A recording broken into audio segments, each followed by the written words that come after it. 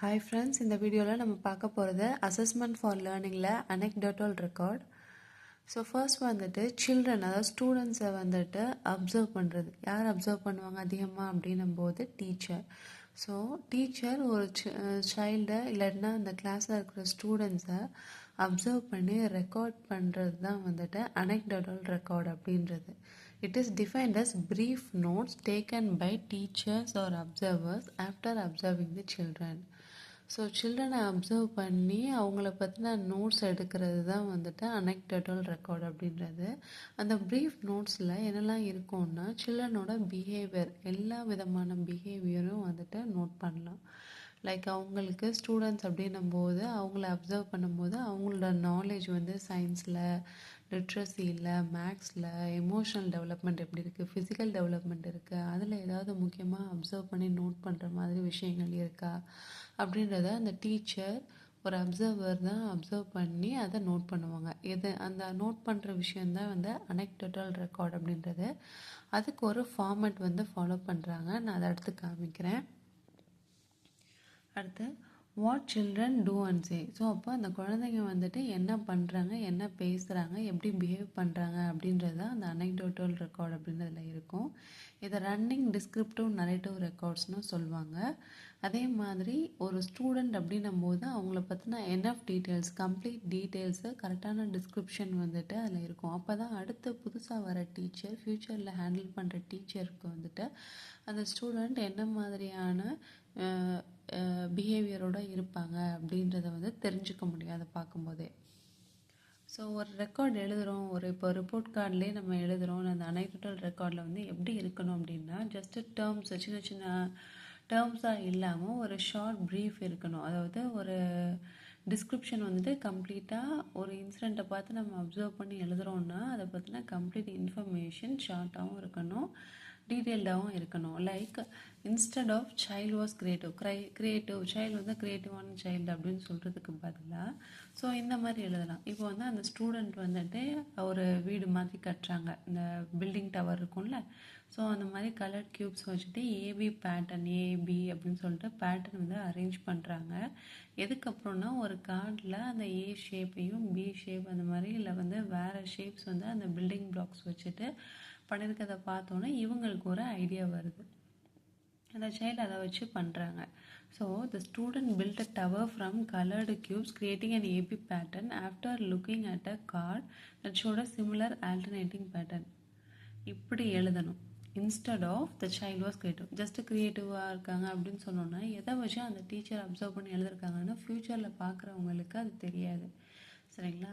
So அதே teacher ரொம்ப நாள் கழித்து அதை பார்க்கும்போதும் என்ன இன்சிடெண்ட் வச்சுட்டு அந்த இதை நம்ம எழுதணும் அப்படின்னு தெரியாது. ஸோ அப்போது இப்படி ஒரு டிஸ்கிரிப்ஷன் வந்துட்டு இருக்குது அப்படின்னா ஈஸியாக யாருனாலையும் அண்டர்ஸ்டாண்ட் பண்ணிக்க முடியும். அதே டீச்சர் பார்க்கும்போதும் வந்துட்டு அவங்க சுப்பீரியருக்கு இன்ஃபார்ம் பண்ணும்போது இது ஈஸியாக புரியும். ஸோ இதை வச்சு அவங்க க்ரியேட்டிவ்னு சொல்கிறாங்க அப்படின்னு தெரிஞ்சுக்கலாம். சரிங்களா? ஸோ anecdotal ரெக்கார்ட் அப்படின்றதே வந்து என்னென்னா it defined as brief notes taken by observers after observing the children. Brief notes அப்படின்னும் போது கேன் ஹாவ் பிஹேவியர் லைக் எல்லா சப்ஜெக்ட்லேயோ இல்லை எமோஷ்னல் அண்டு ஃபிசிக்கல் டெவலப்மெண்ட் எதில் வேணால் இருக்கலாம். So what children do and say. It is also known as running descriptive and narrative records. They should have right description and enough details about students so that future teacher can understand. சரியா? So இது வந்து short narrative ஸ்டைலில் இருக்கணும், பிஹேவியரோட டிஸ்கிரிப்ஷனாக இருக்கணும், direct கோட்ஸாகவும் இருக்கலாம், அதே மாதிரி கான்ஃபிடென்ஷியலாகவும் இருக்கணும். சரிங்களா? ஸோ இதில் வந்து ஒரு சின்ன டெஃபினேஷன் இருக்குது. ராட்ஸ் லூயிஸ் அப்படின்றவங்க கொடுத்துருக்காங்க. anecdotal record is a report of a significant episode in the life of a student.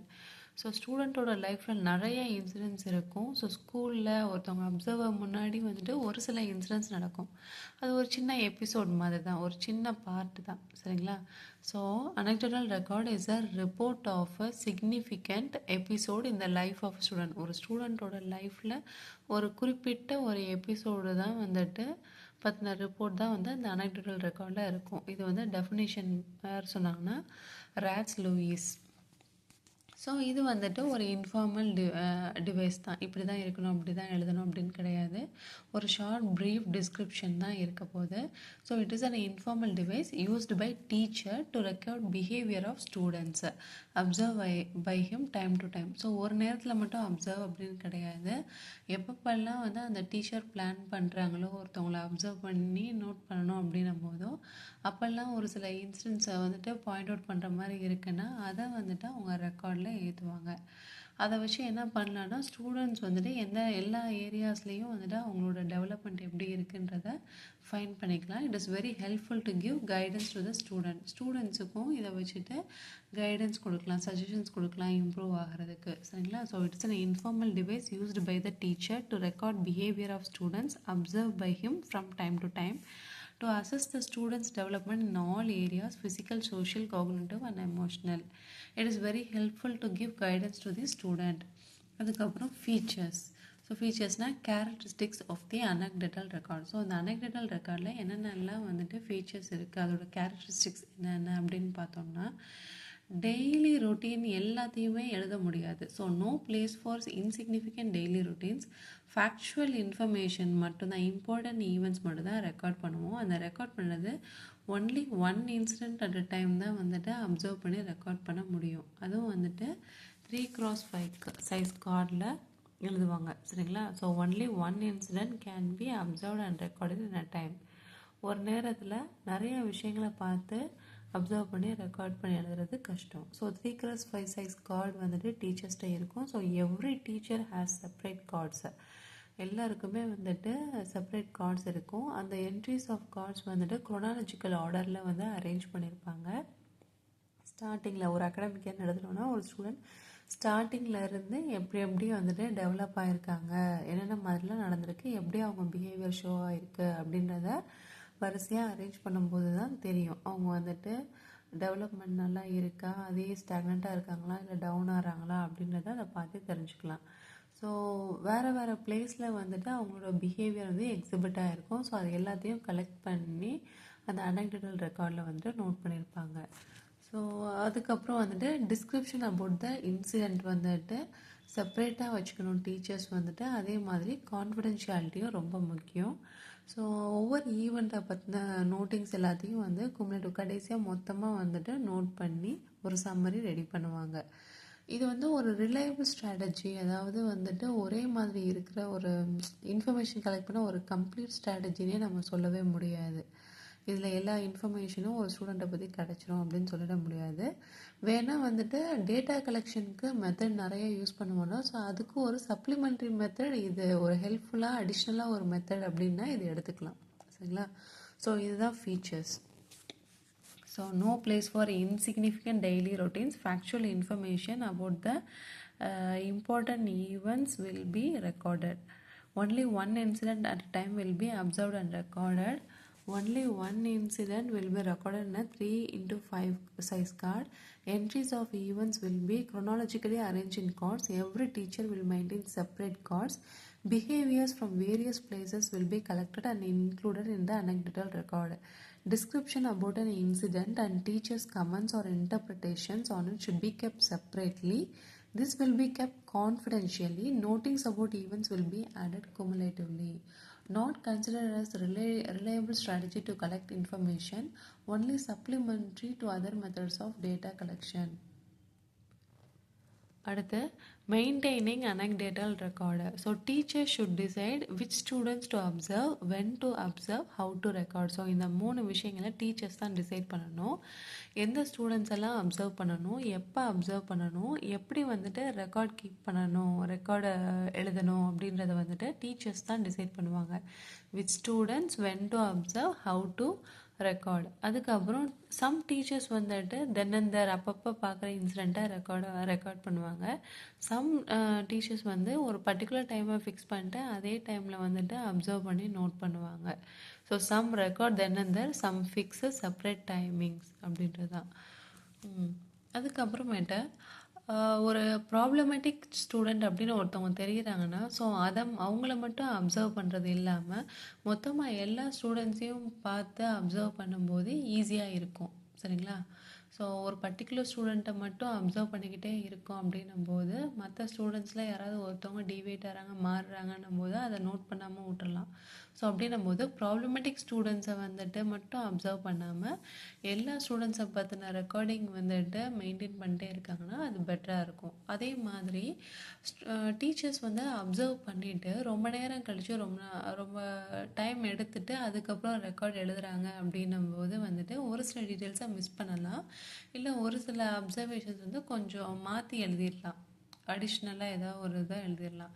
சரிங்களா? ஸோ இது வந்துட்டு இந்த 2 point. Instead of observing problematic students, recording of all students is far better if long interval between observation and recording. அப்சர்வுக்கும் ரெக்கார்டிங்க்கும் நடுவில் நிறைய interval இருந்துச்சுன்னா அந்த teacher may forget some of the details observed and may add some observations which are never made. So ஒரு சில டீட்டெயில்ஸை miss பண்ணியிருக்கலாம். அதே மாதிரி ஒரு சில விஷயங்களை வந்து அடிஷ்னலாக நோட் பண்ணி விட்டுருக்கலாம். சரிங்களா? ஸோ 2 மாடல்ஸ் வந்துட்டு நான் காமிக்கிறேன். Anecdotal forms are mention below. So anecdotal record அப்படின்னும் போது ஒவ்வொரு ஸ்டூடெண்ட்டை பற்றின ரெக்கார்டை வந்து மெயின்டைன் பண்ணிக்கிட்டே இருக்கணும். அதை அப்பப்போ வந்துட்டு சூப்பர்வைஸ் வந்துட்டு பண்ணிகிட்டே இருக்கணும். யாருன்னா with the help of school counsellor. At the end of every year எண்ட்லேயும் வந்துட்டு இந்த இன்ஃபர்மேஷன் அனெக்டோட்டல் ரெக்கார்டில் இருக்கிற இன்ஃபர்மேஷன் வந்துட்டு ஒவ்வொரு ஸ்டூடெண்ட்டோட கம்ப்ளீட் குமுலேட்டிவ் ரெக்கார்டில் ஒரு பார்ட்டாகவே இருக்கும் அப்படின்றாங்க. ஸோ இது வந்து ஒரு ஃபார்மேட். சரிங்களா? ஸோ 2 மாடல் வந்துட்டு இதில் காமிச்சிருக்கேன். ஸோ இதில் வந்து form 1 name of the observed student. யார் வந்து நம்ம அப்சர்வ் பண்ணுறோமோ அந்த ஸ்டூடெண்ட் நேம், அப்சர்வர் இப்போ நம்ம தான் டீச்சர்னால் நம்மளோட name, date, standard, place where observation took place, எந்த இடத்துல அந்த அப்சர்வேஷன் பார்த்துருக்காங்க அப்படின்ட்டு, டிஸ்கிரிப்ஷன் அபவுட் அனெக்டோட்டல் இன்சிடெண்ட், எந்த இடத்துல என்ன விஷயம் நடந்திருக்கோ அதை எழுதணும், signature of the observer. So இதே வந்து ஃபார்ம் 2 வந்துட்டு ஃபஸ்ட் மேலே இருக்கிறதே தான், name of the observe student, observer, date அதே தான். சரிங்களா? அடுத்து இங்கே ஸ்டாண்டர்ட் பிளேஸ் இருக்குல்ல, இங்கே வந்து டைரெக்டாக டிஸ்கிரிப்ஷன் இந்த incident in brief, comments, recommendation, signature of the observer. டீச்சரோட ரெக்கமெண்டேஷன் இப்படி இருந்தால் பெட்டராக இருந்திருக்கும், இப்படி இம்ப்ரூவ் பண்ணலாம் அப்படின்ற மாதிரி விஷயங்கள் இருக்குது, அவங்களோட சஜஷன் இருக்குது அப்படின்னு இந்த கமெண்ட்ஸ் ரெக்கமெண்டேஷன் செக்ஷனில் எழுதிடுவாங்க. So signature of the observer, யாரை அப்சர்வ் பண்ணா அப்படின்றது எழுதுறதுக்கு. Advantages and disadvantages of anecdotal record. So first வந்து நான் அட்வான்டேஜஸ் மட்டும் சொல்லிடுறேன். It helps both the learner as well as the teacher in the pursuit of knowledge and personality development. So இது வந்துட்டு டீச்சர்ஸ் அண்ட் லேர்னர்ஸ் 2 பேருக்குமே வந்துட்டு இது ஒரு நாலேஜை கெயின் பண்ணுறதுக்கு ஹெல்ப்ஃபுல்லாக இருக்குது, அவங்களோட பர்சனாலிட்டியை டெவலப் பண்ணுறதுக்கும் ஹெல்ப்ஃபுல்லாக இருக்குது. It helps both the teacher and learner as in the pursuit of knowledge and personality development. It enables the teacher to gain deep insight into the incident. So ஒரு விஷயம் நடக்குதுன்னா அப்போ டீச்சர் வந்துட்டு அதை பற்றின டீப் நாலேஜ் வந்து அவங்களுக்கு கிடைக்கும். அதே மாதிரி இதுக்கு ஒரு ஸ்பெஷல் ட்ரைனிங்கோ ஸ்கில்லோ தேவையில்லை. அதுக்கப்புறம் useful in studying the behaviour of small children and the mentally retarded. So மூளை வளர்ச்சி கம்மியாக இருக்கிற குழந்தைங்களையோ இல்லை வந்து சின்ன குழந்தைங்களை வந்துட்டு நோட் பண்ணுறதுக்கு, இந்த அவங்களோட பிஹேவியரை வந்துட்டு ஃபைன் பண்ணுறதுக்கு, நோட் பண்ணுறதுக்கு வந்துட்டு இந்த அனெக்டோட்டல் ரெக்கார்ட் மெத்தட் வந்துட்டு ஹெல்ப்ஃபுல்லாக இருக்கும் அப்படின்னு சொல்கிறாங்க. அடுத்து டிஸ்அட்வான்டேஜஸ் அப்படின்னா, the purpose may not be fulfilled if it is recorded carelessly. So சரியாக கேர்ஃபுல்லாக வந்துட்டு நோட் பண்ணாமல் சும்மா ஏனோ தானோ ரெக்கார்ட் மெயின்டைன் பண்ணணுமே அப்படின்றதுக்காக வந்துட்டு பண்ணால் அதோட பர்பஸ், அந்த அனெக்டோட்டல் ரெக்கார்டோட பர்பஸே வந்துட்டு ஃபெயிலியர் ஆகிடும். The teacher May record only incident which interest him and many things May get negative. ஒரு ஸ்டூடெண்ட்னு எடுத்துக்கிட்டோன்னா அவங்களுக்கு நிறைய டைப் ஆஃப் இன்சிடென்ட்ஸ் நடந்துக்கும், நிறைய டைப் ஆஃப் பிஹேவியர் இருக்கும்.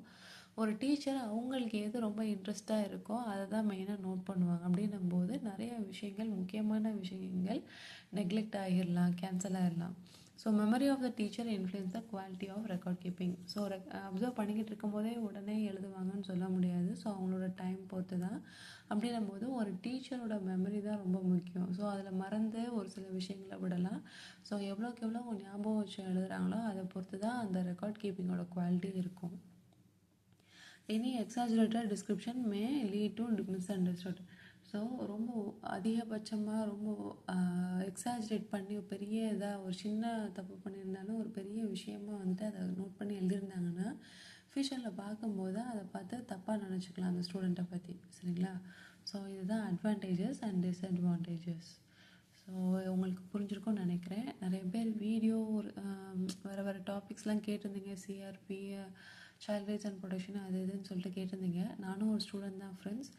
நான் நோட் பண்ணுறேன், நானும் ரீட் பண்ணிட்டு தான் இருக்கேன். ஆனால் வந்து என்னால் வீடியோ போட முடியல. Sorry for that. முடிஞ்ச அளவுக்கு நான் அப்பப்போ நோட் பண்ணுறேன். இந்த 10 டேஸில் உங்களுக்கு ஹெல்ப்ஃபுல்லாக இருக்கும்னு நினைக்கிறேன். சப்போர்ட் பண்ணுங்கள். தேங்க்யூ.